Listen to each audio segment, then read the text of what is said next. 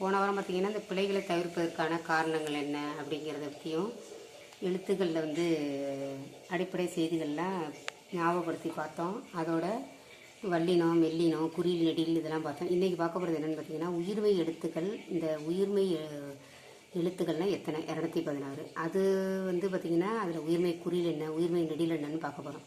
உயிர்மை குறில் எத்தனை இருக்குது அப்படின்னு பார்த்திங்கன்னா இந்த காவரிசை, கீவரிசை, கூவரிசை, கேவரிசை, கோவரிசை ஒரு மாத்திரை அளவில் ஒழிக்கக்கூடியது. உயிர்மை நெடில்னா என்ன?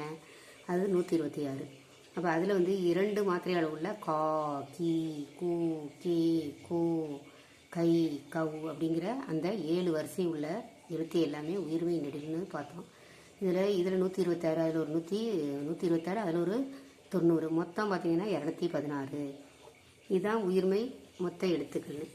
இந்த எழுத்தில் பார்த்திங்கன்னா தமிழ் உள்ள எழுத்துக்களின் எண்ணிக்கை மொத்தம் 216 சொன்னதில்ல. அது எப்படி உருவானது பார்த்திங்கன்னா உயிர் 12 மெய் 18 இதெல்லாம் ஆரம்ப வகுப்பிலே படிச்சிருப்பீங்க. உயிர்மை 216, ஆயுதம் 1, மொத்த எழுத்து தமிழ் மொத்த எழுத்து 247 அப்படின்னு இந்த எழுத்துக்களுடைய ஞாபகம் நினைவுபடுத்திக்கிட்டீங்க. இப்போ இதுக்கப்புறம் என்னென்னலாம் பண்ணணும் அப்படின்னு பார்த்தீங்கன்னா பிழைகள் ஏற்பட காரணங்களை தவிர்ப்பது எப்படி அப்படின்னா பேசுவது போலவே எழுத எண்ணுவது தவறு.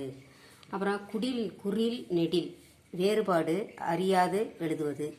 அது நம்ம சொன்ன மாதிரி இந்த காவரிசை குறில்னா என்ன, கானா 2 மாத்திரை ஒழிக்கக்கூடியது அப்படிங்கிறத பார்த்துக்கணும்.